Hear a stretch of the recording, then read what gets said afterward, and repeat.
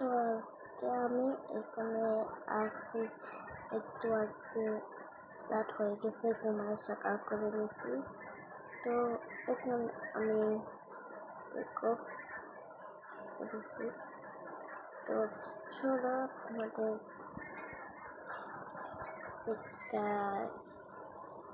দেখায় কেমন নিতে হবে। তোমাদের একটা ইলেকট্রিক নিতে হবে আর একটা ডায়মন্ড হেলমেট নিতে হবে।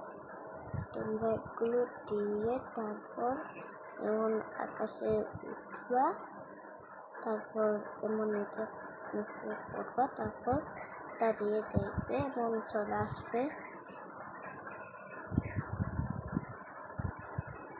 এই দেখো।